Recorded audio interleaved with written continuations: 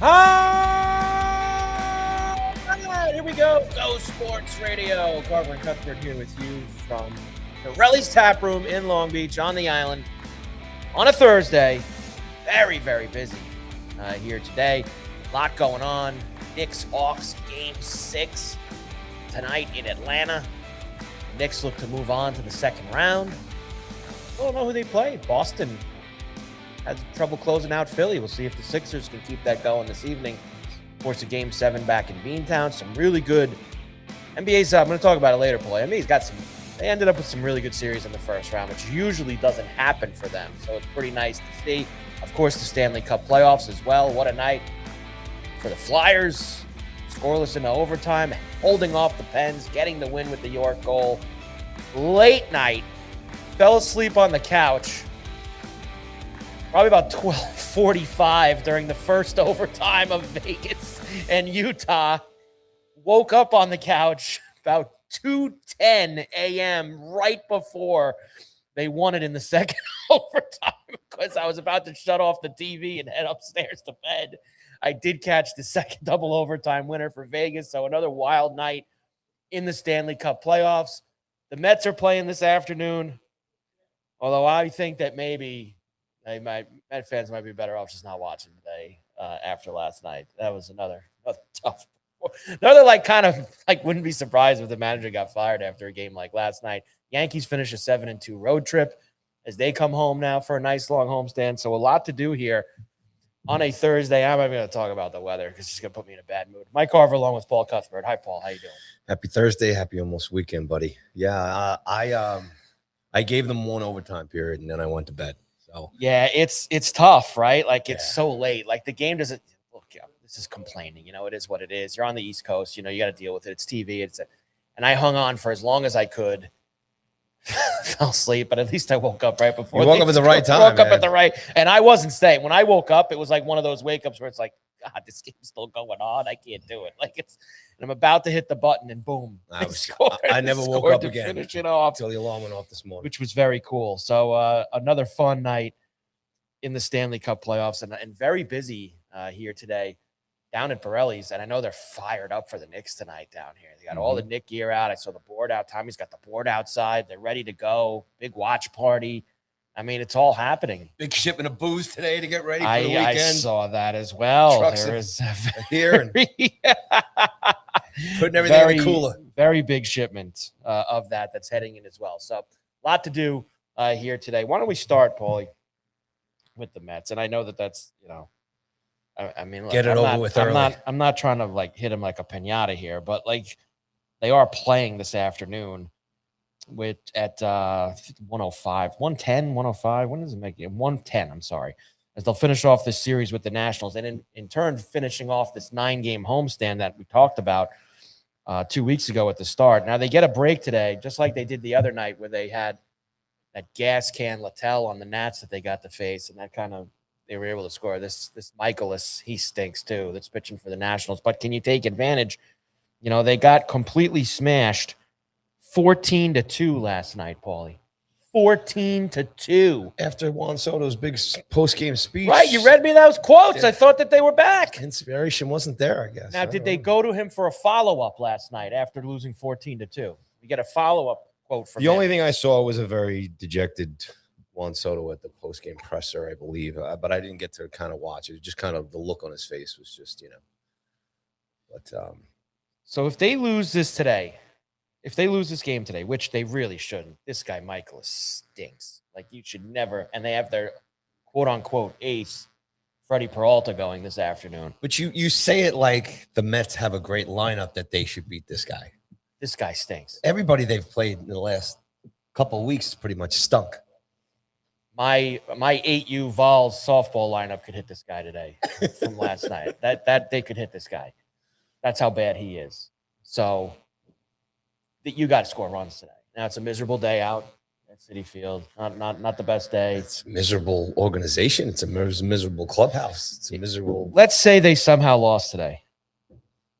This big 9-game homestand against 3 not very good teams. They're going to go 3-6 if they lose today. I'm sorry. Like, how do you keep the man? What do you got to change something, right? The talk is that they don't.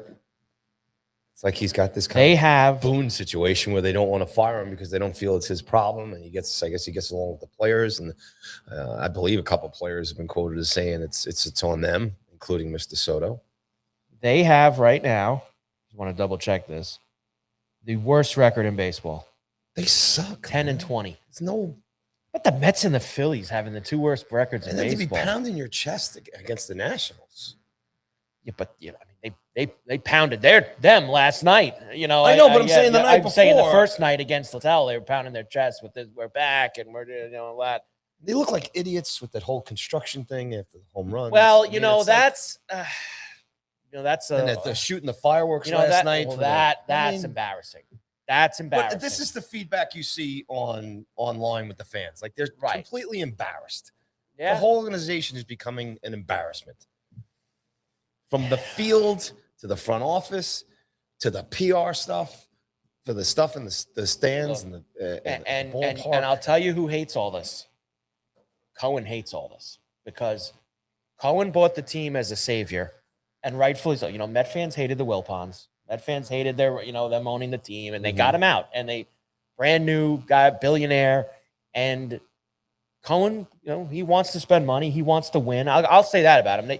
That guy does want to win. You hear him when he talks about the team. He is a fan of the team, but he's now made some wrong decisions strategically, and part of it was obviously hiring, as you know, I like the nerd Stearns from Milwaukee. Like bringing him in, I thought was a major mistake, and then basically letting him do whatever he wants. Like, well, you say Cohen's embarrassed, but where is it? I mean, well, look, I don't. Or I'm sorry, you said Cohen's like he hates this, right? He hates this. Well, we're not seeing him react to the fact that he hates. What I'm saying is like people talking about how miserable they are, and the embarrassing things like the fireworks, that stuff. He's sitting there on his phone, and remember how he's got his not tweet, and maybe sometimes people do tell him that, and that's why it's got to be driving him nuts.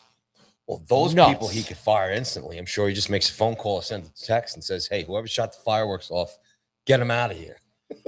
Yeah.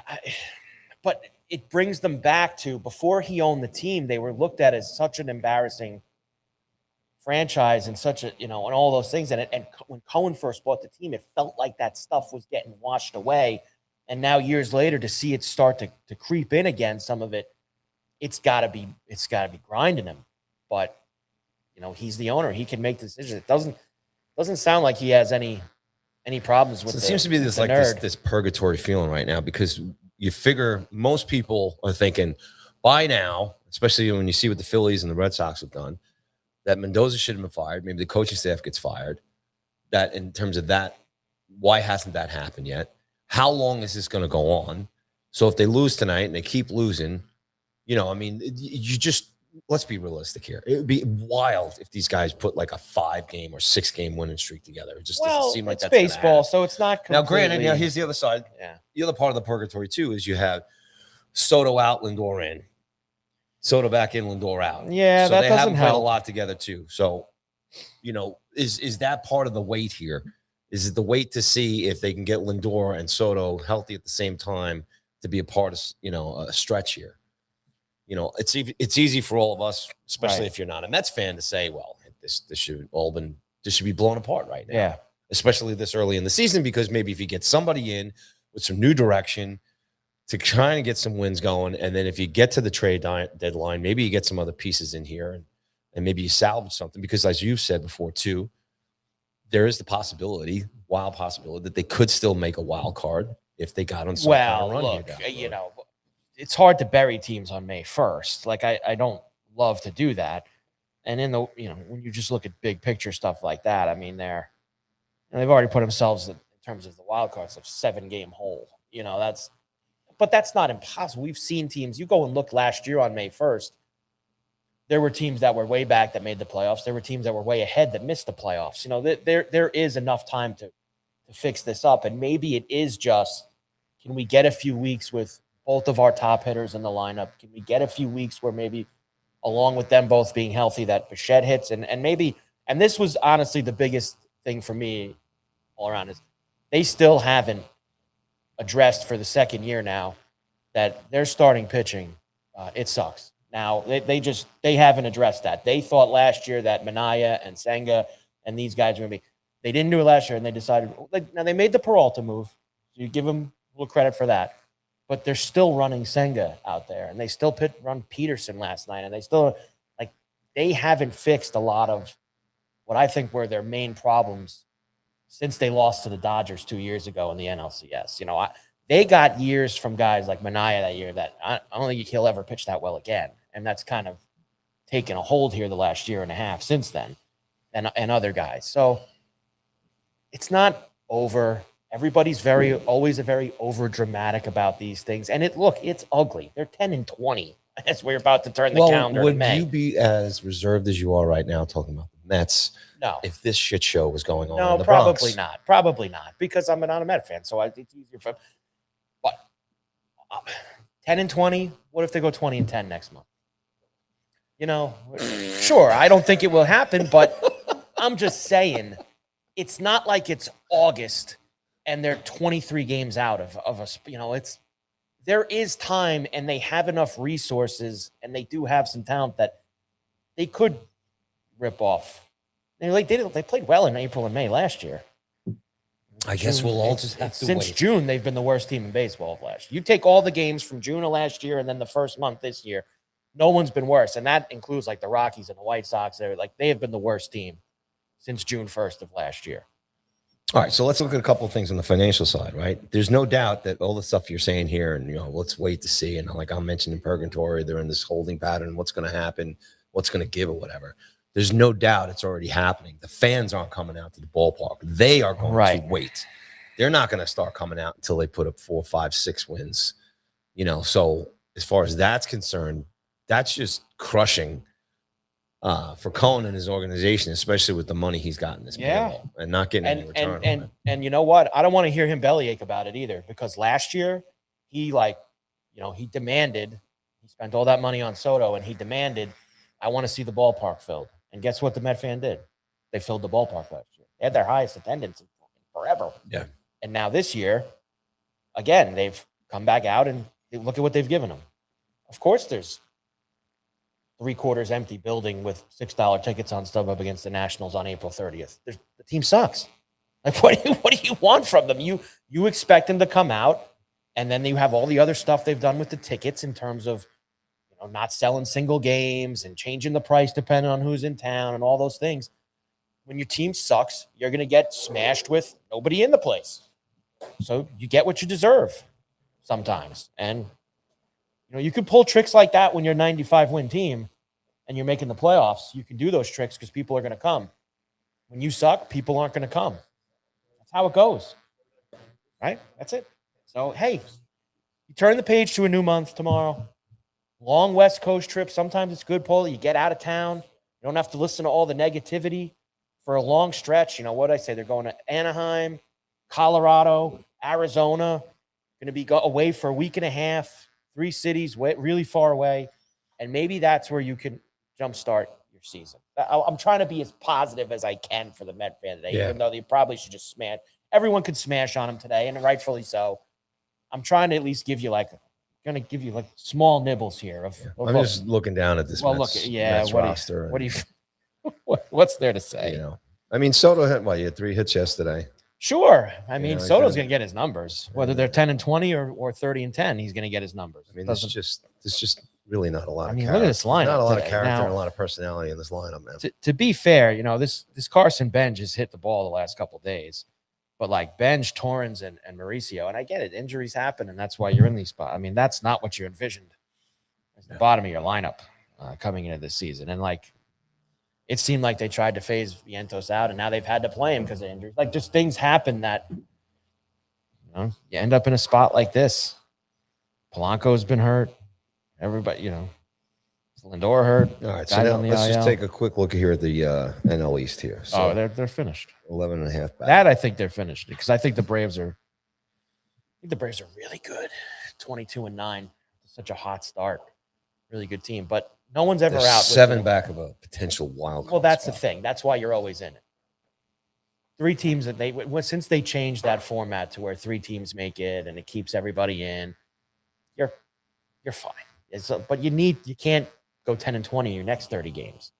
You got to flip that to 18-12 or something like that. You got to start to chip away a little bit at it. You've built yourself you can get out of a hole in April, but you need to start getting the shovel out in May.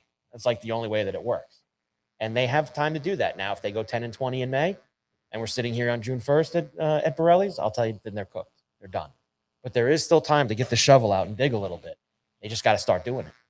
Well, they need Bichette and obviously Soto here and Lindor back in the lineup. And they need their three major stars here to really kind of stay healthy and get things rolling here. I mean, obviously the pitching is going to be a huge factor for them going forward. And the rest of this lineup is just not very sexy. No. And, that's the thing too, is trying to, for the fans to get on the backs of some personality. You want a team that has something to kind of latch on to or whatever. I mean, you look on the other side in the Bronx here too. I mean, it's a very kind of, let's go there. We like our lineup. It's not perfect, but there's some good personalities on it. And some guys doing some balancing things out a little bit. It's not perfect all the time. It's kind of weird how the bats go. I mean, you brought it up yesterday and so many other people too. They just can't beat Uvalde. I mean, they better hope that they don't have to play the Texans in a meaningful playoff Uvalde's game. been awful all year, and then he sees the Yankees and he mows them down. His record against them is insane. He just mows the we Yankees better hope down that we don't need like a series Rice had win 3 hits against Uvalde. yesterday. Huh? Rice had 3 hits yesterday. He's a machine. I mean, it's good stuff. But I'm just getting it. Like I said, I mean, it's kind of tough too. Like I'm not a Mets fan. I'm not a diehard Mets fan. I'm not too caught up in it. But I can respect when, like I said, if you even look at the lineup for the last 2 years for the Mets, like I said, there's a little more personality in it. Whether Nemo's in it, whether Alonso's in it, on top of Soto, on top of Lindor, on top of a couple of the guys, Diaz and everything else. There's some character there. There's some personality there. There's an identity there. This lineup for the Mets right now, to me, doesn't really have much of an identity. The Yanks, it starts with Judge, it goes down to, Giancarlo, and then, now you got, Belly's just kind of settling in here as a steady Yankee. And then you look at the pitching staff, whether it's Cole, whether it's Rodon, whether it's Max Fried, who's just become this great Yankee as well, too. There's a lot of personality, there's a lot of character, there's a lot of drive, there's a lot of leadership, and there's a good balance of, young and veteran players on the team. So. And then Booney. And Booney's taking us all the way there because it's right in front of us. It's all right there in front of us. Look, this is one of these weeks. They've had a good couple weeks. It's hard to go 7-2 on a road trip. It's hard to complain. You got to take it. You can't be upset about it fine. at all. And then you go home and you play the Orioles for the first time this weekend. Should be a good matchup, too. Wraparound, too. They're playing Monday also. Wraparound series, they call that. Blue Jays are coming in, too, right? Yeah, so you get some division opponents. Exactly. Let's go. Which was their problem last year. Find out what you're made of. Division opponents were their problem last year. They've already swept the Red Sox once up in Boston. Now they play Baltimore and Toronto over here tonight. Now they didn't play well against Tampa down there. And I'm going to get to that moment. But first, a couple things in the chat. Number one, our boy, the Bronx Buckeye. Cameron's on portrait. I got news for you, Eddie in Columbus. I don't think so. I think that's a you problem because I just went and checked on the YouTube. No, Paulie, don't hit it because it's fine.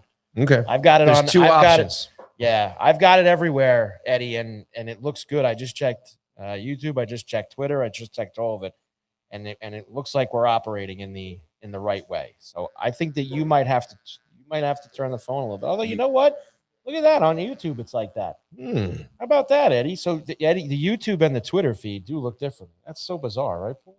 Looks good on this one. Hold on a second. Doesn't look good on that one.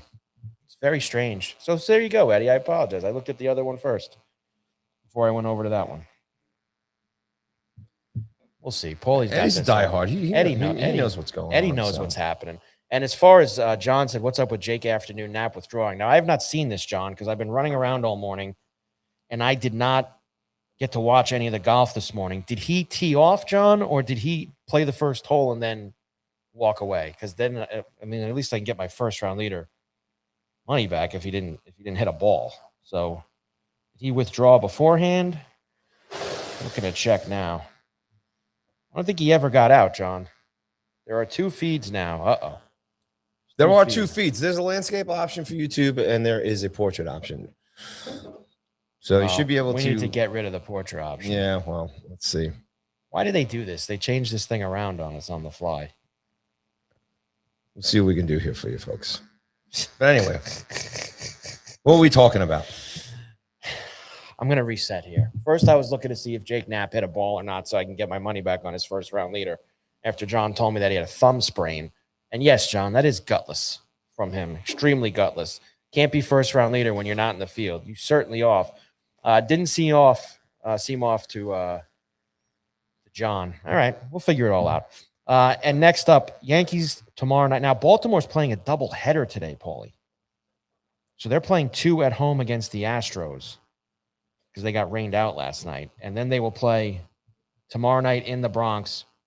Will Warren will pitch for the Yankees. Good at home. Undecided for the Orioles as they've got all kinds of a pitching mess that they will be going through later today. He didn't tee off? Okay. All right, John. So he didn't tee off. So that means we at least don't lose our bet. At least, John, we still get our money back for the Jake, because I played Jake Knapp first round leader, of course, as we mentioned yesterday on the golf. So we'll be good to go. I think it's all right, Paulie. I don't know how any of that happens. We're working on the fly with our setup. It's so stupid. This is great. And you know who I blame? I blame obviously this, I won't even say who it is, but where we stream and run the thing out of. They have changed their settings so many times over the past couple of weeks. It's like they're trying to add in new features and things on the fly. And to say that they're doing a good job of it would be not the right thing to say. Why don't you test out your stuff before just throwing it in people's faces and integrating it on the fly? Like you open it up, and I use the same program myself as we use for this show, and Paulie's using it right now. And it boggles my mind sometimes that it looks this way and that they put things on the screen that change as opposed. I mean, look at that. You look great.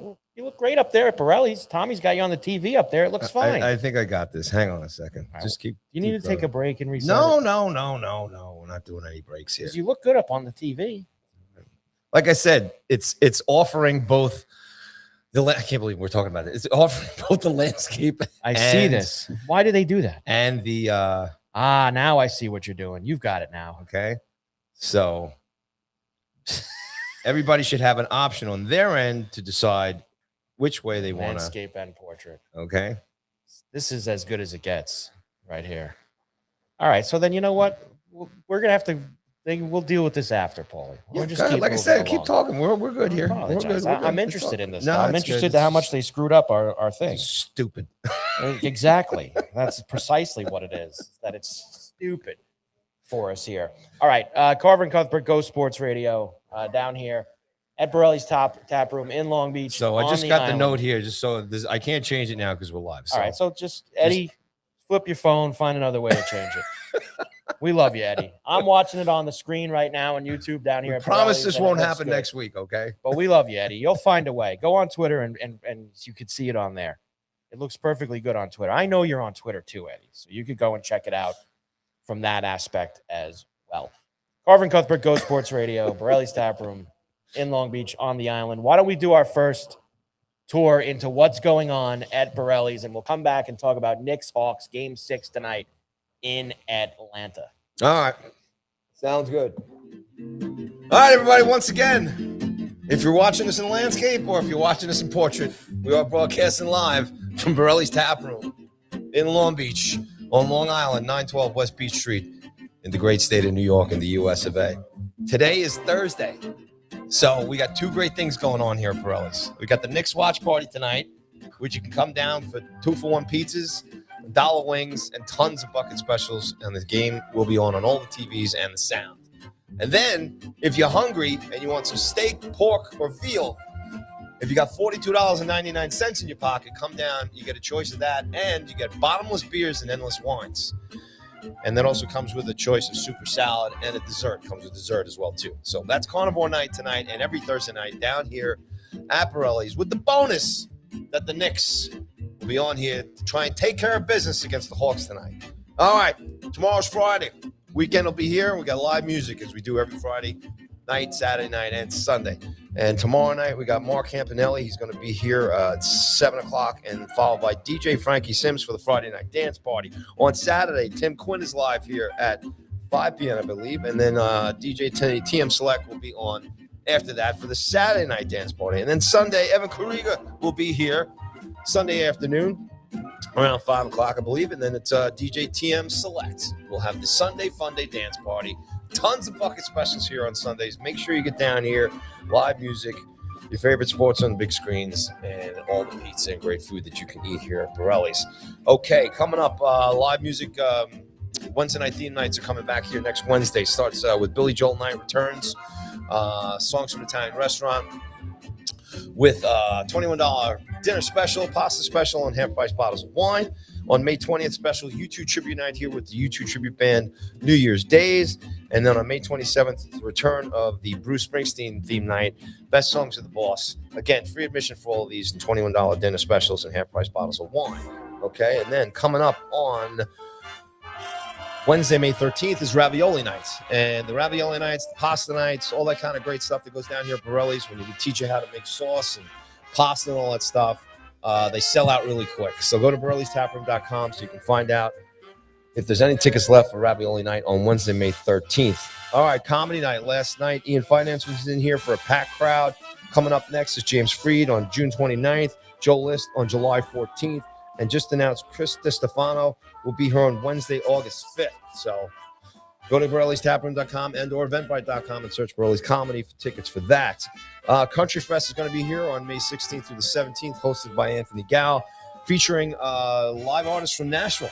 So we got some people dropping up north from the south to come down here and play some great country music for us here down at Borrelli's on the weekend of the 15th and the 17th. Mother's Day Brunch is going to be here.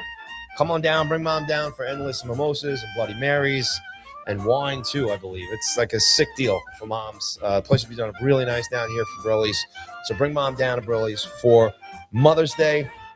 We got the Gal Fountain coming up on June 22nd. Go to Borrelli's.com for all the information for that. Great deal right down here in Oceanside, a couple towns over at the Middle Island Country Club. And we were talking about this yesterday, and that is Tuesday night. It's Cinco de Mayo. And I'm telling you, there's ain't no better deal down there in Long Beach for Cinco de Mayo than there is at Borrelli's. Okay, I know they got $4 Pacificos, and they got 3 tacos and a Peroni. Yes! For $12, like something And ridiculous like that. It's Get up just here real quick. every one of these big days, just like St. Patty's, Borrelli's comes through with a banger deal. Yeah, 3 tacos and a Peroni draft for $12, $4 Pacifico and Peroni drafts, and $5 1800 shots of $5 margaritas. That's what I'm getting at. Are you kidding me? Well, $5 margaritas, that's like equal to the $5 Guinness on St. Patty's. That's just as. And there's live music going on all day with And it's Pat 1800, right? Is 1800? Yeah, 1800, the margarita, best. Which is Borrelli's just. don't serve nothing but the best. I see down the here. big 1800 sign with the Nick banner up here above the bar for tonight. I mean, they're ready to go. Pat Grubb will be here along with Anthony Gow and Evan Kariga, which is basically an all-star lineup of music from local Long Beach guys down here who play regularly, at least in and around the town and all of Long Island. Yes. So there you go. Celebrate Cinco de Mayo right here at Borrelli's Taproom. Yes. Very good. Great job all around. Carver and Cuthbert, Go Sports Radio here at Borrelli's on a just absolutely miserable Thursday outside.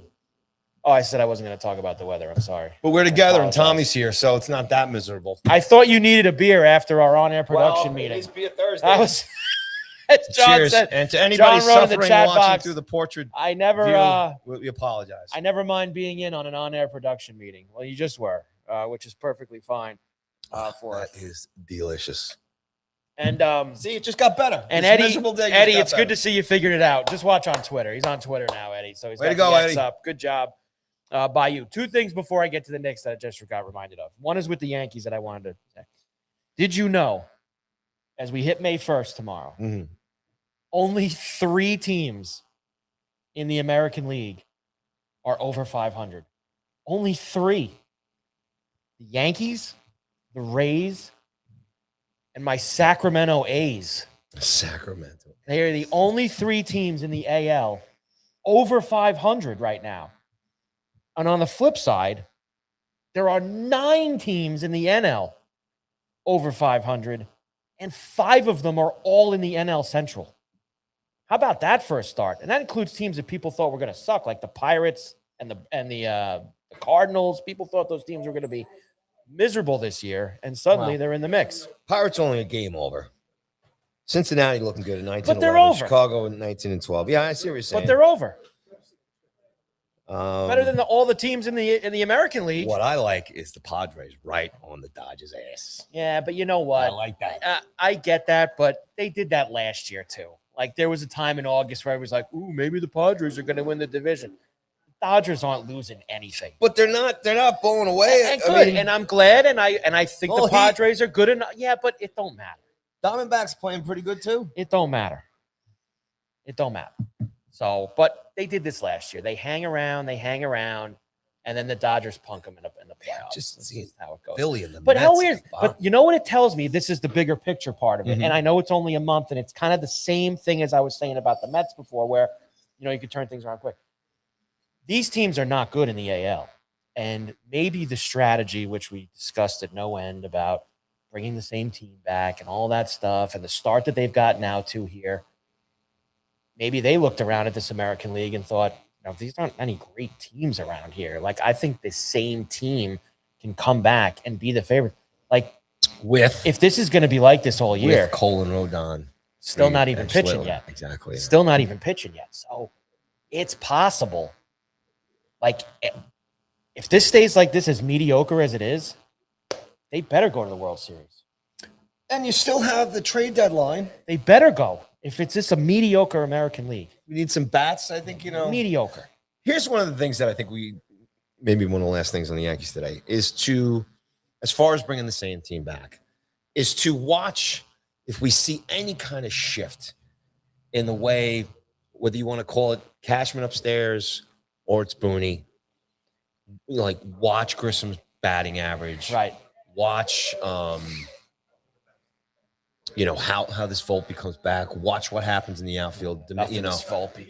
Yeah, but I mean, can Wells bring his batting average up? I mean, this is the thing that we kind of got to watch for to see if the Yankees are going to sit pat this year or maybe sooner than later, bring guys up, move things around, shift the order around a little bit maybe. Yeah. This discussion's going around as far as, should Grissom be the leadoff guy? Maybe a bump. Does Benny move up? Do you move, go 1, 2, 3 with Benny, AJ, and Bellinger? You know what I'm saying? Yeah, I would do that. So I think the game's Jazz changed now. These quote unquote traditional leadoff hitters aren't. This is not like our day back in the day where you had the on base speedy guy to lead off. Like that stuff's over. Like now it's like there's guys. I mean, I'll give you the A's for the example because I love watching the A's because they're like a softball team and they're like, they got the big burly Nick Kurtz who's got 40, 50 by. He leads off. Team, he leads off and he just why does he lead off? He's on base all the time and he hits bombs and it's just they play a different stuff. I think that's how you got to work now. I don't think these days. How many teams have guys like that? So that's the thing. Will we see the Yankees? Even though I think all the things you brought up, bringing the team back, the rest of the American League isn't that good. Yeah. Or will the Yankees then try and take advantage of that? Right. But at least change things a little bit. You can't. I don't think you can just run look it back around at some of the teams that people thought were going to be their biggest competition this year. The Red Sox have already fired their manager. Done. And done is strong, but they fired their manager, and it is what it is. Seattle has not played well, and now it took Seattle a while last year before they started getting going. Done. The Astros, I think, finally the ship is sinking. Finished to where they are. Now the Rays are always a problem for the Yankees, but I think the Yankees are better than them. They're always a problem for them. Okay. And look, Blue Jays is going to be telling because the Blue Jays have had a little bit of a World Series loss hangover kind of start to this season. Done. And, okay, well, you have them there. I mean, let's go. I think they overachieved. Yankees Dodgers rematch from 2 years ago, so it's on. I think they overachieved last year, and I don't think they're going to have the pitching strength by the end of the year. It sounds like Yankees Padres for you. You seem to think the Padres are going to be the team out of the NL. I'm not saying, I would love, as long as the Padres keep the Dodgers honest, that's what I want. That's what I want. Make them actually play the whole summer, give them a purpose. Yes.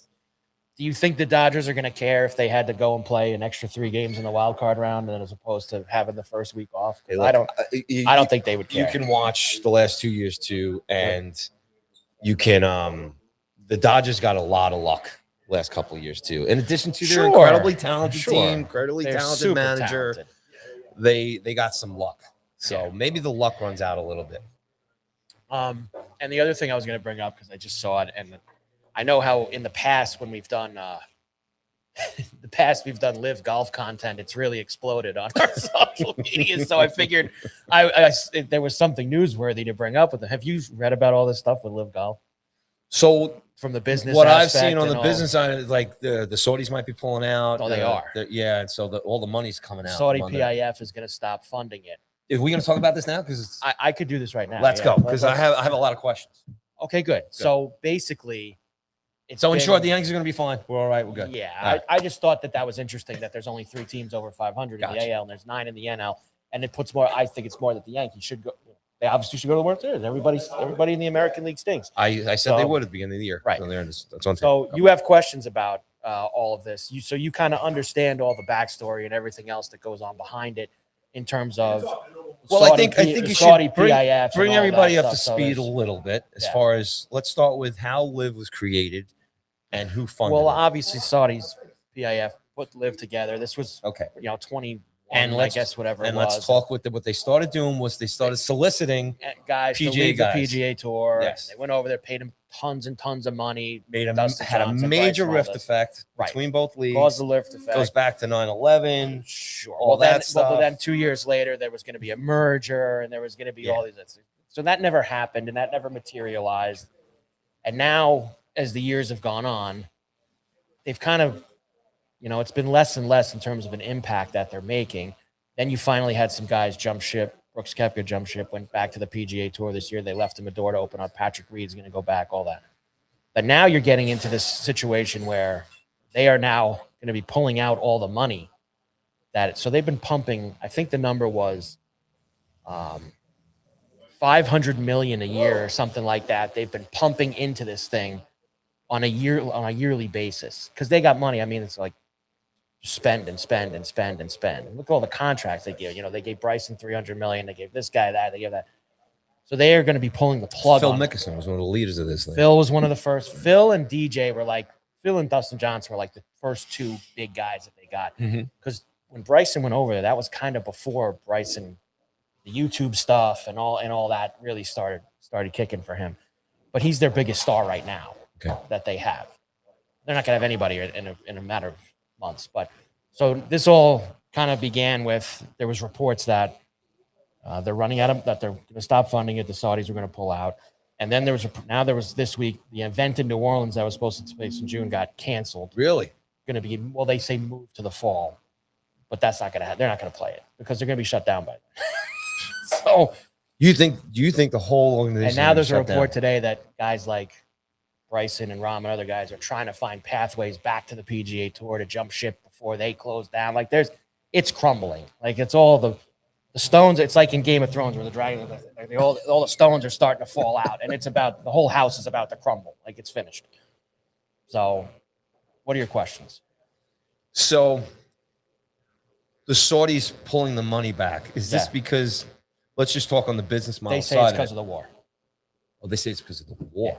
That's what the story said. So here's one of my first questions. In let's just say the last year, as far as PGA popularity, tournaments, bank, sponsorships, success, drive, interest, compared to live golf, their tournaments and everything, has that really just kind of fell on the wayside? Oh, sure. Yeah, it has. So interest has been down. And look, was interest ever there to begin with? Was there curiosity at first? A little bit. Did they have big names? Yes. And it was like, wow, these guys are all over here. But, the style was different. They're playing shotgun, got music. It was like a very different thing from the PGA Tour. There's one thing that they will always have credit for that they did. They forced the PGA Tour to change some of their things, put more money in some of the events, because that was one of the complaints with these guys. The fields are huge. There's not enough money in them. So then LIV pumped all this money in, and the PGA Tour came up with these signature events, which are limited fields with 70 guys and $4 million to the winner and all the stuff that they weren't making before. So Liv kind of changed some of the dynamics for the PGA Tour in that aspect. But now it's all coming down for them. And the other thing, now the stories are flying now today. So they let Brooks back. Well, that's my next question. These guys, because when it first came out, I just remember being it so raw. Right. The split. Well, the guys hated all the guys who left. You're ruining the game. You're ruining all this stuff. So are these guys going to be welcome back? Or let me ask you this. Yeah. Will all of them, or only some of them, or only like the really talented guys, or the guys can bring money to the PGA Tour? Look, when you talk about guys like Bryson and Jon Rahm, the PGA Tour is going to be better if those guys are playing with them. Okay. Now, is there going to be things that need to be ironed out and smoothed out? Yes, there is, because there's players that stayed that could have gotten as much money of them to go, and they didn't. And that was the same deal with Brooks. And they gave Brooks a deal where he had to give so much money to charity, and he couldn't do all. So they've smoothed it out with him, but they're saying that the deal is going to be tougher for these guys because they offered it to them when Brooks took it, and they said no. And now a couple months later, the walls are closing in, and now suddenly they want to come back. So they're going to make it a little tougher on them to return. But I thought it was very interesting in terms of business aspect. It's just all So here's another crashing. question. Here's another question. Yeah. Are there separate sponsors in both leagues? Yeah, but here's the other. So this guy who runs Live now, he's trying to sell to everybody that they're going to keep it going without the Saudi money. That they'll find sponsors to keep it going. They're not going to be able to survive. No shot. No way. No shot. I just thought they're pumping $500 million a year into this. More than that. I think it was actually $5 billion. I might be wrong on the numbers. I think I have the wrong. I have an M instead of a B. I think it's a B. billion that they pumped into it. They said $100 million a month. They were I'm looking at like it's anything else. Like you move from one one form of a league to another, right? Yeah. And the beginning is so good. You take all the money, you sign the contracts and everything else. And look, I think we've all been there too. Sometimes you move laterally to another job, you take another position somewhere because you get a better offer, and then that company either folds and closes. And then the next question is these contracts that these guys made with Liv, if things do all fall apart, does that null and void all that money? Is all that money gone? It's almost like, Cora gets fired with Boston, right? He still gets paid. I think a lot of them got a lot of money up front. Okay. Well, you'd hope they did. Yeah. Well, guys like Bryson and Rahm, I think, got a lot of money up front. Now, guys who are in the middle to bottom of that league, they're going to be starting back from the bottom. A lot of these places. I hope that. And look, a lot of them got some good money to go there. So. All right, we're not crying for them, Paul. No. Professional golfers with plenty of money, so we're not going to cry. So let me ask you, as a golf guy, are you happy about this? Is this better to have it all back to the PGA? I prefer to have all the best players in one place. That would be my preference. So, I'm good. All right. I didn't have a big problem with it when it started. No, I thought it was kind of something different, and I've watched it. I watched it when it first started, and I like John in the chat box. What was your favorite live golf moment? Do you want me to seriously answer I don't have that, John? one. Actually, I can actually seriously answer that if you'd like. 2 years ago, I hit Sergio at like 70-1 at the live event in Spain. That was probably that my other guy favorite. That guy had a nice story recently. Anthony Kim. Yeah, okay. That's like my him. favorite. Going to let him back in on the PGA Tour? I don't know. He might have to go play the DP World Tour like Reed has done this year. But well, let me ask you this. That was their best moment, by the way. I'm like the Riddler here. That was their best moment, by the way. No one watched it, but that was their best moment. Was that guy beating Rahm and Bryson that day and winning a tournament. Good stuff. It really was. This is not a quick process, do you think, as far as can any of these live guys now get into any of the PGA tournaments that are set for the season? Is the season locked and done? They would have to wait until next year. And is there an audition process? I'll give you an example. So they made Brooks pay all that money, and he got to go basically right back in. But he's not in, he can't play this week. He had to earn his way into signature events. Okay. And but he has gotten into a bunch of tournaments. Now, what they did with Patrick Reed was they told him he had to wait a full year from the last time he played a live event. So that in August would be that for him. So he can then start playing PGA Tour events in August. So he's playing on the European Tour right now. And he already has a couple wins this year. He's playing good golf. So there was kind of a different path for those guys. The reports today say they're going to make it harder on these guys because they are really only crawling back because it's falling apart. So they're going to make it a little tougher on them. But they're all, like I said.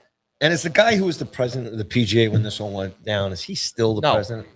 No. Because there was a lot of fallout. Jay Monahan. Yeah, he was a bit of a goon. So he's out now. They have this guy, Brian Rolap, who used to work for the NFL that's running the PGA Tour now. Really smart. And, if you came from the NFL, he's smart business-wise, all that stuff. So he's the new sheriff in town. He's only been on the job for about 9 months, I'd say.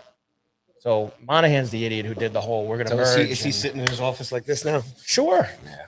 Nice. But he also knows that at the end of the day, having two guys like Bryson and Rahm back on the PGA, hell yeah, it's good for them, and it's good for their events. So they'll find a way to work things out. Last question. Yes, go ahead.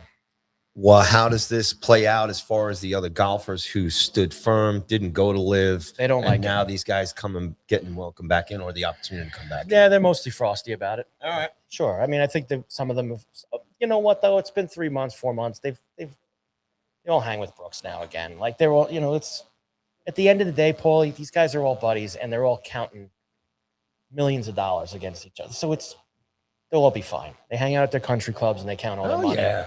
And they'll be good at the end of the day. I love that from John. What was your favorite live golf moment? It's pretty good. Way to go, Johnny. Carver and Cuthbert Go Sports Radio here at Borrelli's Taproom in Long Beach on the island. As we get ready, Mets are playing at 110, if you can stomach it. They are playing at 110 today against the Nats. And the Knicks are playing tonight. Game 6 in Atlanta, looking to close out the Hawks, 7 o'clock East. The Knicks, after being down 2-1 in this series, have now played excellent the last couple games. As I was saying to you yesterday, what I think really has opened things up for them is the way that they've gotten Cat more involved. Cat is distributing a little bit more. Cat and Brunson are playing together better. These are the things, Paulie, that have led to really 2 blowout wins for them in games 4 and 5 to put themselves in this position for tonight. I think I don't think it's going to be that easy tonight like it's been the last 2 games. I think you'll get some resistance from the Hawks tonight.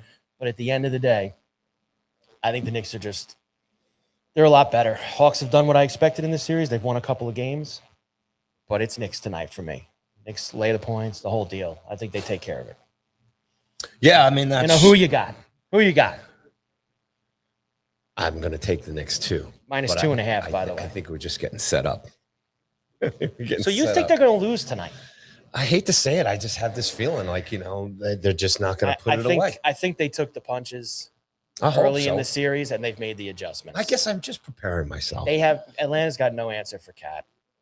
And if Cat's going to play like he played the last 2 games, along with Brunson, that's just it's hard to beat the Knicks when you don't have high-end scoring, which the Hawks don't really have. It's hard to beat them when both those guys are playing that well.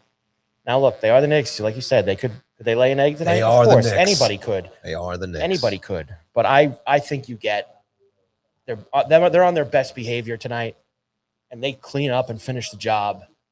And then they they hope that on the other side of the East tonight that maybe the Sixers can force a 7th game with the Celtics and have to wait around for that series to finish off. So I think Knicks tonight, minus the 2.5, lay the lumber. They're good to go. I'll take the Knicks too, but with a side of... You are I can't believe. Look at you. And meanwhile, when I sat here and I told you before the series I'm still angry about game 2. The Hawks were good enough angry about game 2. to win a few games in this series, you laughed at me. And you said, no, they should beat this team. They should beat it now. So well, like I said, look at how they played in the last couple of games. Hawks. If they had just played that way in the beginning of the series, we wouldn't even have to worry about it. You make adjustments and you move along. You make adjustments and you move along, and that's what they've done. And now they'll win tonight. Everybody get down to Borrelli's. The game will be on here. Sound on. Big watch 2 party for tonight. pizzas. Anybody coming down, Tommy, or are we wings. just you? You're the star tonight. Yeah, really? For the Nick watch party. How about that? Big Q. Be in the house. Good. You save Chris we'll get Childs back for game 1 against the Celtics. Is he? Hey, we're going to golf outing too. Look, Tommy, please come and tell me. Did you say Childs coming to the golf outing? So it was actually pretty interesting. Chris wants to come to the golf outing because when he was with the New York Knicks, I guess it was right around, and the state of New York was right around the time 9/11 happened. And then I think is from the West Coast. So he's done a lot of work with firefighters in New York and the firefighters that were working with the Palisades fire. So he's going to come, no fee or appearance fee, wants to just do that out of the goodness of his heart. So big shout out to Chris Childs. He was the man. I like that. Yeah. That's a good one. Chris Childs at the golf outing. That's happy Tommy because Flyers won last night. And the Flyers won for Tommy last night. He's pumped about that too. Can we get the Sixers now tonight, Tommy? That's true. I know. Suddenly the Philly roots don't go. If Tommy was bartending in Philly, different story. Yeah. Suddenly we're not as concerned about all of those things going through for tonight. So Knicks for me, Sixers are getting 6.5 at home tonight against the you're Celtics. liking that. You're liking that. Nah, you know what? I think that Boston learned their lesson the other night. They messed around with the Sixers and they got burned for it and had to play an extra game. I don't think they make the same mistake again tonight. Embiid played awesome the other night for the Sixers. I don't think you get that 2 games in a row. I'm taking the Celtics tonight, boy, to finish off. I think the Celtics and the Knicks both finish off tonight, and they'll play game 1 on Sunday afternoon. I'll take the Sixers just to muck it up a little bit here. Muck it up a little Muck bit. it up. I hope that would be muck fun. it up. Because then they would play. Make them sweat. They'd play game 7 on Saturday. Make them sweat. Either of these series would play game 7 Saturday. So if Atlanta wins tonight, it's Saturday. If the Sixers win tonight, it's Saturday. 2 boards there. Knicks win, Sixers win. That'd be a nice night. Wow, look at you. The other game is in the West where the Nuggets and the Timberwolves will play game 6 in Minnesota. Of course, the T-Wolves are up 3-2. They've lost Anthony Edwards for the series. Nuggets looked awful early. They get back after being down 3-1. They force a game 6. What you taking it, pal? It's really tough for Minnesota without Ant. I got a feeling they're going to find a way to win one of these last 2 games, even without him. Now, Joker's incredible. If he just goes completely beast, obviously, he can win both these games by himself. But they haven't looked sharp. Like, the guys around him haven't looked good in this series. I think Minnesota wins tonight. I really do, which would be a huge win for them without Ant. Well, both of these teams, even whoever comes out of this series, I don't think there's enough juice or any juice for any of these teams to go any forward beyond the next round.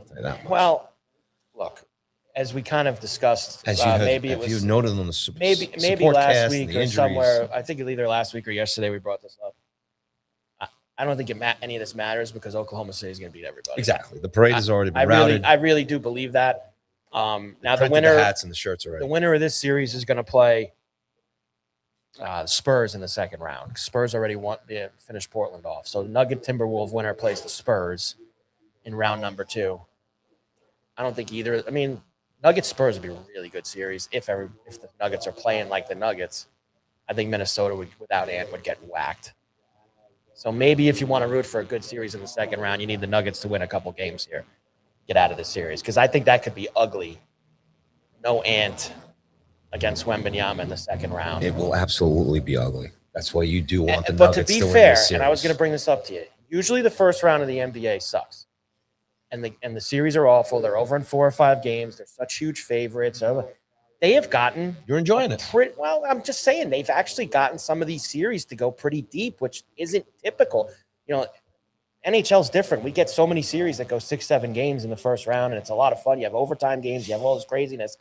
And generally the NBA first round is a bore.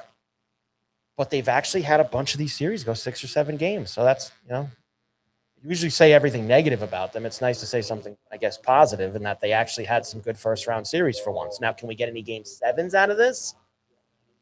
We're going to try with Philly tonight. We obviously don't want Atlanta to win tonight and force that Game 7. Cleveland-Toronto tomorrow night's 3-2. On the west side, we mentioned Denver, Minnesota, and the Lakers. Now, the Lakers going to blow it. They were up 3-0, and they've lost the last 2. Smell that. Smell it. Oh, the oven's on. How good that smells. Oh, the oven's on. It smells so good. What are you getting after? A pizza or a sandwich? What are you getting after? My favorite sandwiches, man. What's your favorite one? It's between the drunken chicken and the drunken chicken. Provolone is pretty good. Drunken chicken. Oh man. Got the Philly. You ever get the Philly? Philly's excellent. I've had them all.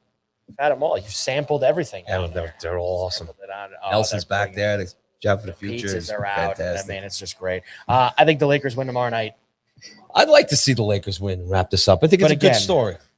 Well, is there any chance of the other? I don't think anybody roots for the Lakers. What's his face coming back? Ever. KD's not going to play Game 6.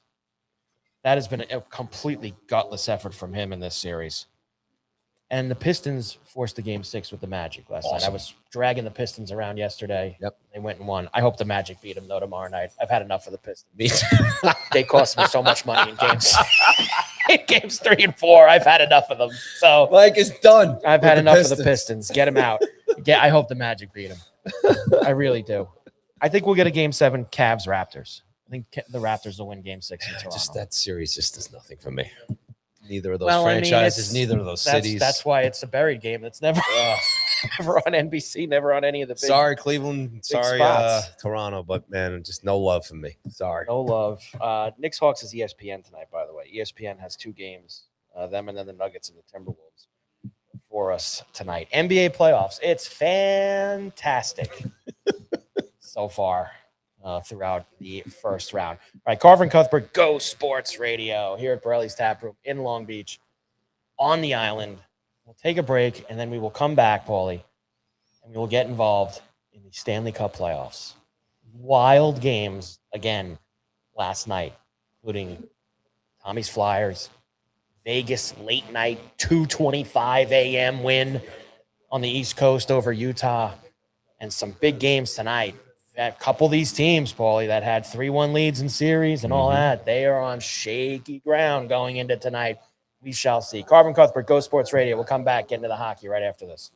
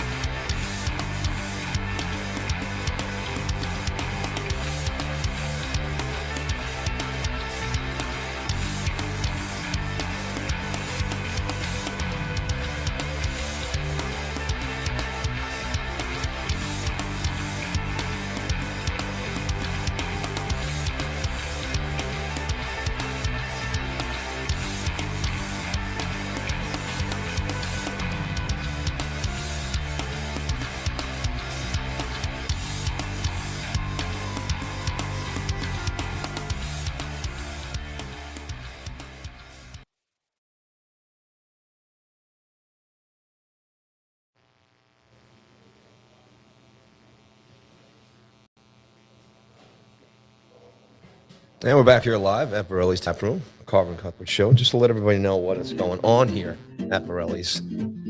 That's my job. Let you guys know what's going on at Borrelli's Taproom here located at 912 West Beach Street here in Long Beach, on Long Island, New York, the U.S. of A, ladies and gentlemen. It's Thursday. It's Carnivore Night. In addition to Carnivore Night tonight, if you got $42.99 in your pocket, come on down here. You get a choice of veal, pork, or steak, super salad. Comes with a dessert, bottomless beers, and endless wines.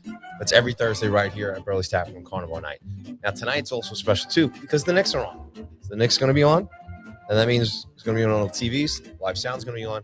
And if you don't want to do the carnivore deal, you can get 2-for-1 pizzas and dollar wings, and then there's tons of bucket specials, 1,800 tequila specials, too, tonight, sponsoring the Knicks watch games here at Borrelli's.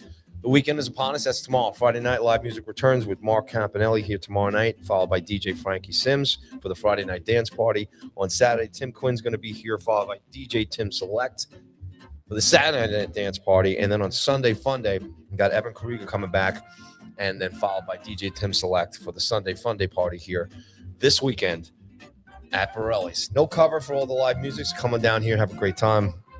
Tons of bucket specials all weekend long here at Borrelli's, in addition to all the sports and all the TVs. Wednesday theme night music's come back starting next week, May 6th. Billy Joel theme night, Song from Italian Restaurant, featuring the greatest hits of Billy Joel, $21 pasta special, and half-price bottles of wine. On May 20th, the U2 tribute band New Year's Days will be here doing a full night of U2's greatest hits on the 20th. And then on May 27th, the return of the Bruce Springsteen night, Best of the Boss. And again, there's $21 dinner specials on all these Wednesday nights, and half-price bottles of wine and drink specials on all the Wednesday night music theme nights.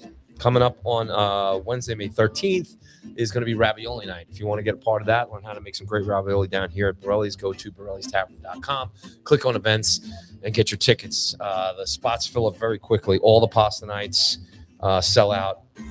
Guaranteed. So make sure you get to Borrelli'sTaproom.com and get your tickets. Comedy series continues here. Last night, In Finance was here, packed house. Coming up on June 29th is James Freed, and then on July 17th it's Joe List. And just announced, Chris DiStefano is going to be here on Wednesday, August 5th, and there will be more comedians announced, as there always are here in the coming weeks. So make sure you go to Borrelli'sTaproom.com or go to Eventbrite.com and search Borrelli's Comedy. Some other great stuff going on here in May. Coming up is the Country Fest, hosted by Anthony Gow, and that's going to be on the weekend of the 15th through the 17th, featuring a whole array of artists from Nashville that are going to be here. So big Country Fest. If you like country music, mark your calendars there for the 15th through the 17th right here at Borrelli's. The golf outing is coming up here on June 22nd down at Oceanside Middle Club here. We're all going. Great cause. It's a fundraiser. Go to Borrelli's. Who's in our foursome? Have we figured that out yet? They're going to have to put in a list to get it. You know how it's going to be the best foursome of the day. I mean, it's a special foursome. So that's coming up. Well, we have a couple of options. We have a few. We're going to have to weed through those options and figure out who we want playing with us. That's something we got to work on, pal. We might have to bring them out, see who's the best, and pick two out of all of our options to see who can play with me and you at the golf outing. This is true. So fair warning to all the upcoming competitors. That's the golf outing on June 22nd. Let me see what else we got on here. Cinco de Mayo is coming up, and I was just letting everybody know about that before. We got $4 margaritas, I believe. Let me see. Let me get this. $5 margaritas. $1,800. There you go. Mike's on it. And then you got 3 tacos. You get 3 tacos and a Peroni draft for $12.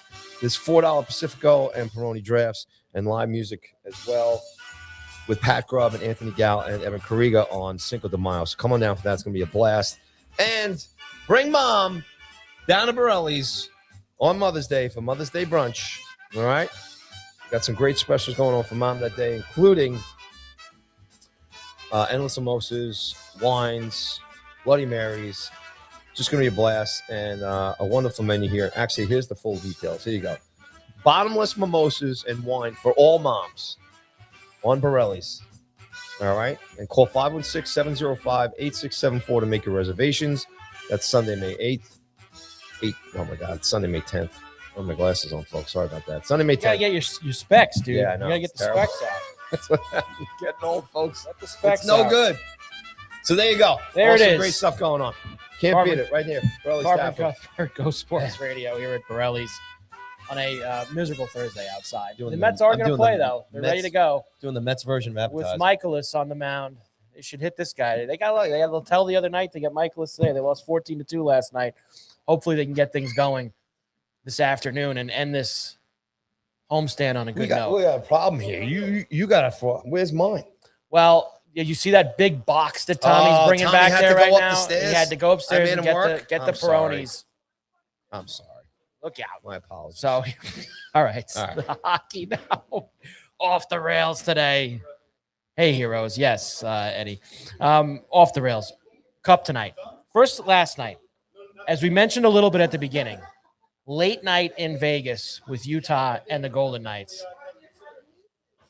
Every time I think that the Knights are finished, like Utah's played super well in this series. We talked about it yesterday, but they needed to win that game last night. I think that whoever won was going to win the series.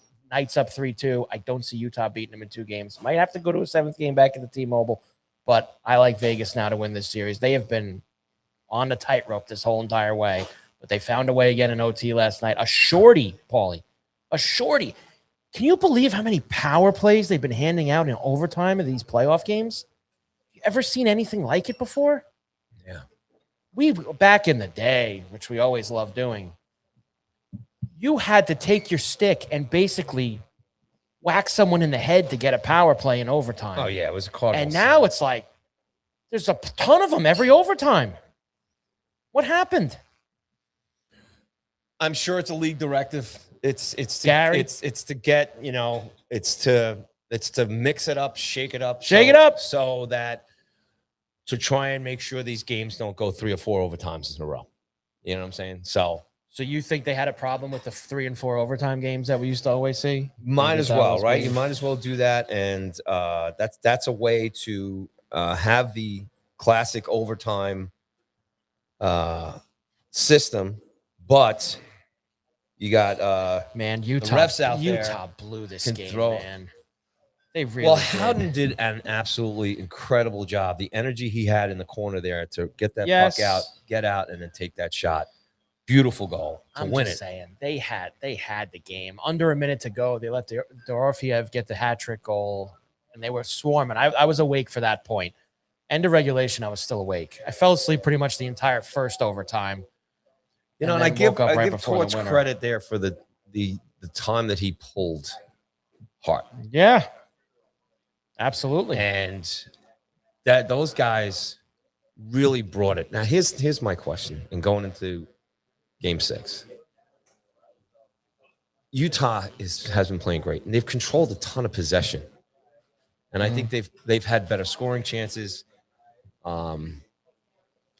And I think, Vegas has gotten lucky by, like they've taken advantage of their opportunities in there, but forcing it to the end of the game. You know what I'm saying? There just Right. seems to be lapses or not a lot of really good aggressive play from them during the course of the game. And they get themselves into this situation where, they've been up, right? Then they seem to Right. get a little lazy. Utah's come back, tied and taken the league. And then they have to do this whole insanity of, having to come back again after giving up leads. You know what I'm saying? Right. So I don't know if that's a formula that you can kind of carry the rest of the way in this series. And you have to figure out on the Utah side, they've got to try and figure this out. And Utah could still absolutely win this series. I don't think so. I think they're finished. They blew that game. They had it under a minute to go. I think they would. I think it's just one of these classic. Whoever wins Game 5, especially in the fashion that they won it, is going to win the series. Well, I I just think do. what reared its head last night was the experience, the veterans of guys who took advantage of the situations last night against Utah. But I can't give Vegas the green light here to knock Well, this out. look, Dave. I like said I last said, night they were gonna win. They have been playing with fire this entire series. Yes, You that know, is a great way to put it. And look, they could easily be down 3-2 in this series, and I would give them no shot to win twice. But they found a way, and give them credit for that. And the wins, 3-0 lead, Game 4 in Utah, blow it, score in overtime, gets the goal taken off the board. Then they had to go and score again. They fought through all that. down a goal with less than a minute left last night. They tied. It's all those little things are starting to go in their favor right now. And I think that's just too much for Utah. I think Vegas finishes them in 6. I think Vegas finishes them It is tomorrow night. absolutely brutal that they gave up a shorthanded goal Yes. with possession in their own end. Yeah. That's just can't lose those absolutely brutal. games. But again, the effort there by Howden to make that happen was just, and these guys are gas and stuff. Look, we'll see how this plays out. You kind of look at the other side of it. You got an experienced coach behind the bench. You have experienced guys on the team. Marner still hasn't even gotten involved in the series yet. So, he's been very good. I know that maybe it's not a score sheet thing for him. Mm-hmm. Watching the games, he's made an impact for Vegas. Like he really has. And I know that bothers all the Toronto fans because they want to see him fail, leaving them. He's done a really nice job. I think you nailed it thought, right, in the though. I think series. they are playing with fire, and I think if Torts and these They guys are, can come but in and just take care of business. But again, like I said, they've been up 3-0 in games before. Sure, but I think winning last night is good enough for them. Even though they've played with fire, I don't see them losing both games to Utah. Next, Vladar was incredible for the Flyers last night. They owe him. They're going to have a few days off. I don't know when they're starting that series with Carolina. He gets a couple steak dinners with what he did because he saved their bacon over. And that was a classic Stanley Cup playoff goalie steals the game type of win because I thought the Penguins were the better team cover to cover, especially in the overtime. Penguins dominated play in the overtime. Vladar was incredible. And then they just get, like you said, same thing. York scores, just a seeing eye shot. Just the fact that the storyline is a goaltender stole a game for the Philadelphia Flyers. Right, and he was incredible. And look, they deserve to win the series. They got up 3-0. They had a little bit of a little lull. They had to, and you expect that from a team with Crosby and Malkin and Letang. You expect a little bit of pushback, and the Penguins got that, and they were the better team last night, and they got goalied. And sometimes in the playoffs, you get goalied, and for the Flyers, they get to go on. Now, this is a fascinating series for me with the Flyers and the Hurricanes. It really is, because I think the Flyers have the goaltending advantage. I'm not an Anderson guy, and I know that they beat that's the Senators. Okay, the Flyers. Senators are not a good hockey team. Flyers have been. They're a better hockey team. Flyers have been hot. And they have found ways, whether it's Martone or these other guys, they have found ways. And that's it. I think a lot of people are going to think Carolina's going to run over Philly in this series. And I'm not going there. I think the Flyers, I don't know if they win the series. I'm taking the Flyers. Because Carolina does have a lot of playoff experience. And this isn't the type of team that Carolina usually loses to in the playoffs. They lose to, if they played a Tampa or they played as one, they lose to those teams. You brought it up already. The albatross is Anderson. The albatross he stinks. is I'm surprised that they're and Tocchet and they're throwing him bouquets right now. It's going to end quick because there's going to be a game in this series where the Flyers hit him with some cheapy goals, and then suddenly there's going to be talk for that kid to come in who played great this year for them, the rookie kid. I forget his name off the top of my head for Carolina, but Anderson you don't think stinks. Tocchet and those guys know Boosie to get in that guy's wheelhouse, right? Get in the blue paint there, mess him up. Now they've got to play. Look, Philly's got to play. Philly's got to play good defensively. I don't know. Look, give Carolina credit. They do have some good offense up front, and they can't play senseless. But I think at the end of the day, I'll take Phillies in a long series. I like this from John in the chat. All hail Darth Vladar. Nice. I like that, Darth Vladar. Also, he said, I think the whistles will be swallowed starting in the conference finals. I agree. Remember, Darth gets killed in the end. I do agree with his other point, though, here in the chat, and that is I think this is a first-round thing, these penalties and these power plays. I think that the further we get and the more games we play, we're going to see more of the NHL playoffs called the way we're used to. We're all used to being tighter, tougher to get power plays, things like that. This is an early round directive, I believe. And the refs, when you get further in, are going to let the players decide it on the ice. Because power plays and the overtime power plays are insane to me. I mean, you gotta come over and you gotta two-hand Well, somebody. for usually me the to one give that you a always foul gets for. called is the defenseman flipping it over the boards. That's like the standard because Well, that's most of the different. guys- That's an auto. Yeah. That's not somebody like when you're seeing the slashes and the boardings and all these. Like you got to really destroy a guy to get that called. So And there has I'll been some really cheap stuff called in these overtimes. Really cheap. Yeah, I'm gonna disagree a little bit. Okay. I think there's a new thing going on here, and I think penalties will be consistently called into the overtimes. Really? Yeah. Okay. I don't think so. I think that this will change as we get further in. The deeper we get, I think they're gonna put the whistles away a little bit more as we continue to go. And how about the Canadians last night? What a story. Win in Tampa to go up 3-2. Do they close the door? Which both teams shows up? I mean, but the games have gotten tighter. We've Remember we had- talked about it? They've gotten tighter. They're Gotten not a as lot wide tighter. open as the first two. And here's the other thing to remember. Tampa lost the first game. Montreal came back. And then Tampa came back in game 2, and they gooned it up and got physical, and they won the game. Montreal won game 3. Tampa came back in game 4, gooned it up and got physical, and won the game. Montreal wins game 5. What do you think Coop's sending out for game 6 in Montreal? I think Coops and the guys, they need to be a little more precise here. I mean, I think this Hedman injury here has played a big factor in the series. It's been a huge factor. And I hate to say this too. I think Vasilevsky has let them down. I agree. And you know what they really could use tomorrow night in game 6? More scoring. A Vladar type of performance from Vasilevsky in that game because he has not been super sharp in this series. And you know what? Maybe it's just time. It's time. We've had a little 6-year run here of the Lightning being I don't know how one of the best, and they've won 2 cups out of it. A couple of other appearances in the final. So much rubber you're facing, so many miles on the skates. Like This guys would like be a Kucherov, jump like up that. for Montreal if they win this. Major jump off. I gotta tell you, I kind of want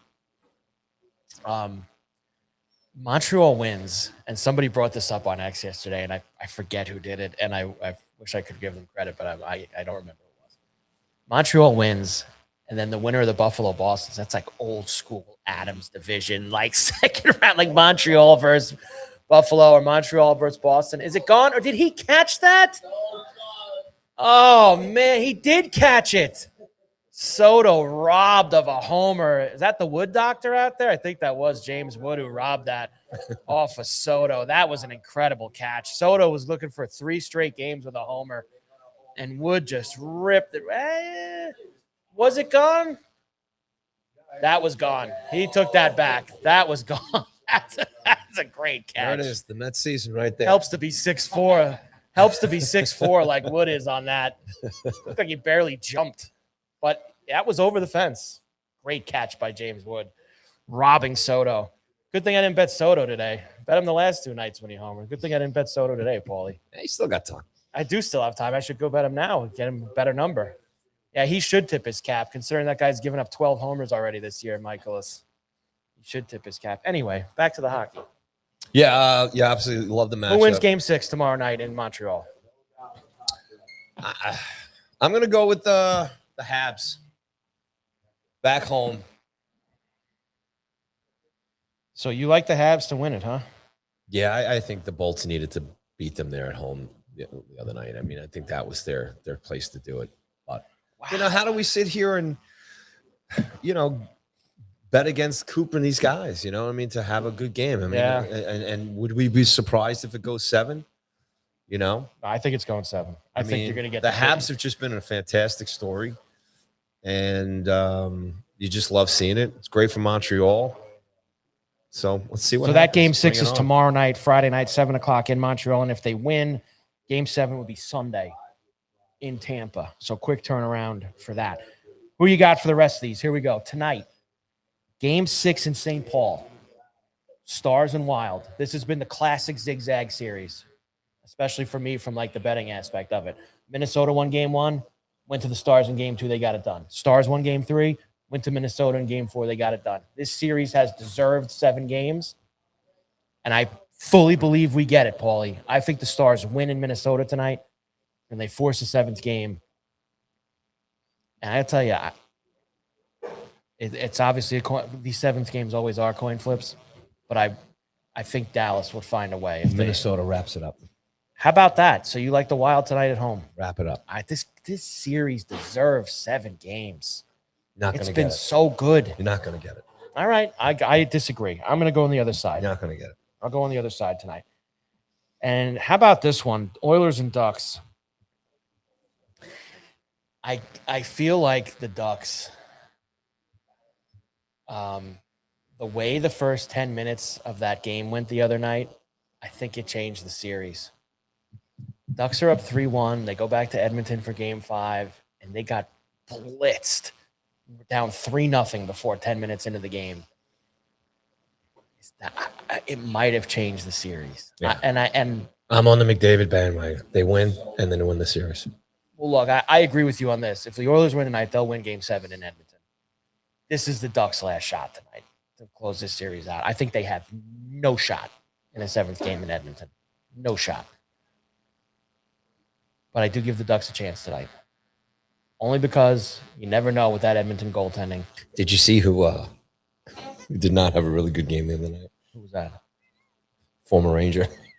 Which one? Well, there's a few of them on Anaheim. I mean, you could pick them out. There's several guys you could go to.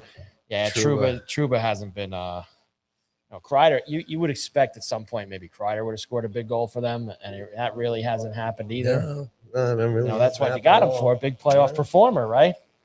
Hasn't really done that in this series for them. Making Drury look pretty good. I'm rooting for the Ducks to win tonight. I kind of don't think that they will, but I'm rooting for the Ducks to win. And if they lose, Edmonton will win game 7 on Saturday. I'm pretty confident about that. I think that Edmonton will win if it goes back there. There's just so many things I don't like about the Ducks. So tomorrow night, game 6 in Boston. Sabres and the Bruins. Man, how do you pick this one? If you're not a Bruins or a Sabres fan. Big effort from the Bruins the other night in Buffalo.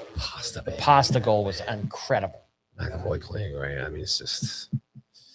And they've this has been a really weird series. The road team has played better in every game in this series. The only time that the home team played well was the last 8 minutes of game 1 where the Sabres blitzed them and stole that game. But this has been a road team series. Let's go Bruins and let's have a nail-biting game 7 in Buffalo. I want the Sabres to win. I do too. I want the Sabres to win.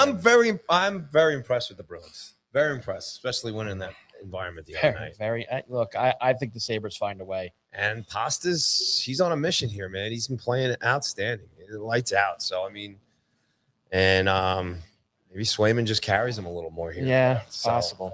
I think the Sabres find a way in one of these 2 games. So all these series will wrap up by Sunday, Paulie.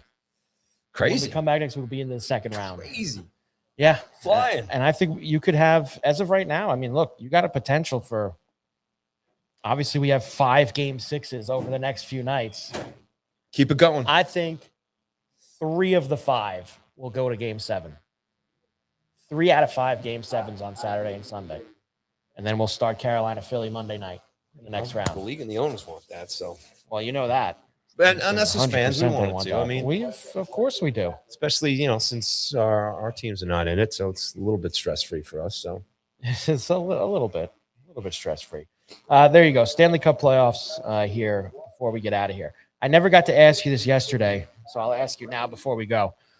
What'd you think? Were you happy with the Giants draft? Were you all right? Were you excited? Happy. They haven't fired Shane yet, so those predictions we had that they were going to fire him as soon as the draft was over. Well, Reese is a great player. I didn't think they thought Reese would get there at 5. Fields, wide receiver. I mean, look, just all of it's good. Malachi was a good player at Notre Dame. All of it's good. Malachi a lot. He was good for the Irish. All of it's good. The Giants are in such good shape now, especially with Harbaugh. The draft was fantastic. They had a great draft last year. Scadaboo comes back really healthy and strong. And I think you're ready. NFC East title. Absolutely. Why not? Why not?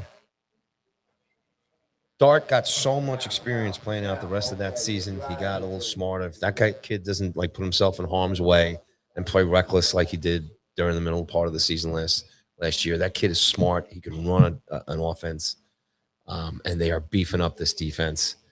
I think they're going to have great protection for him. I think the Giants, and now with the right guy running the ship, and that division isn't that strong. It'll be competitive. I think more than anything. It's not to disrespect the Eagles. It's always competitive. Yeah, it's always competitive. The Giants have elevated. They're an elevated team. I don't think you can look at them as like this team that's in a build right now. I think they're a team that can go out and at least definitely win 8 to maybe 10 games next year.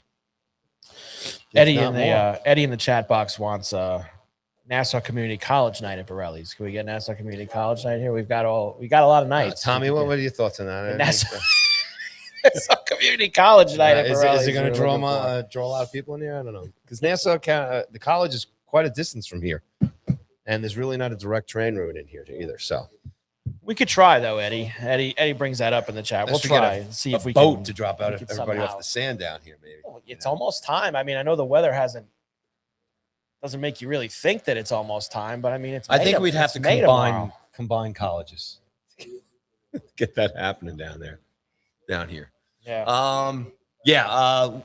What's your take on the Jets as far as they came out? I thought they did very well. Now, look, you never can with tell the tanking season next year again. Looking forward to the following draft. Look, I understand all of that, and that should be the focus with how many quarterbacks are going to be. That is a treasure trove. The 2027 draft supposed to be at the White House? Is that the one that's supposed to be at the White House? No, I don't think so. I didn't even know they were having one at the White. When did that happen? There's a big talk about that happening there. I don't know where they are next year. Look it up. They're not there. Where did that come from? They're doing the UFC there. I know. Paulie. They're not. They're also talking about getting the draft there too. Where is now you got me looking. I can't. Oh, they're at the National Mall, not at the White House. Well, up the road. I guess it's up the road. I didn't know. Yeah, they're in front of the Capitol building. Yeah. So they are in DC next year. I I think I never pay attention to this stuff because ever since they left Radio City, I don't care. Right. It's like it just doesn't. And I was at one of them too. Which one did we do the shows at? I was at the Vegas one. I was in Vegas when they had the NFL draft there, and it's all right. Like it's fun, but like at the end of the day, it's just like a crowd of people and they're just saying names into a microphone. Like it's, I don't know. I don't think it's got a diehard following, man. It does. It does. As far as now being there, everyone live. wants it. Every city wants it, and they go and get it. So good for them. I thought they did very well. I think Bailey's maybe the draft will be in Australia one year, pal. I love the Sadiq from Oregon. Remember Joe was telling us about him when Joe came on before the draft. He was talking about Sadiq, the tight end from Oregon. He's a very good player. Cooper from Indiana. What about his Arkansas guys? Or was it? Oh. Those guys too. I swear, I think Joe gets paid by the University of Arkansas just to pump their players out. Joe's got his own separate NIL deal with the Arkansas Athletics to let everybody know about their players. It's just it's crazy how much he loves pumping them up. All right, so good stuff here. We got Mets down. Mets are down. It's over already. It's already over. Knicks tonight, Game 6 against the Hawks. Yankees off, start a series with Baltimore tomorrow. Mets are going on a 3-city, week-and-a-half road trip. Anaheim, Colorado, Arizona. We'll be back next week to talk about that. And, of course, round 2, NBA and Stanley Cup playoffs when we get into next week. Oh, who do you like in the Derby on Saturday? Give me a couple of names. I'm sorry. You haven't looked. I told you. My horse guys have been. That's right. You've been getting. I don't have horse guys. Okay. My horse guys have let me know. I don't have horse guys. Where is it?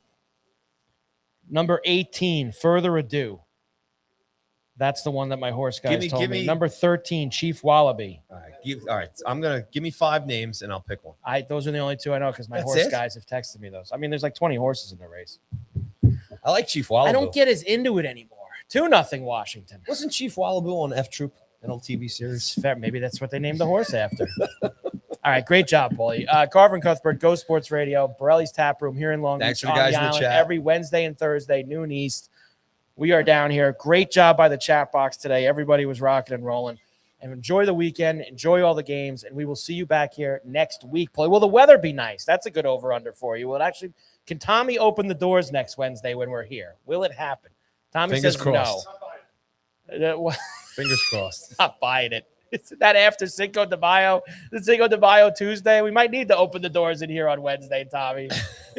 We might need to open the doors. All right, everyone have a great week, and we'll see you next week. Go Sports Radio.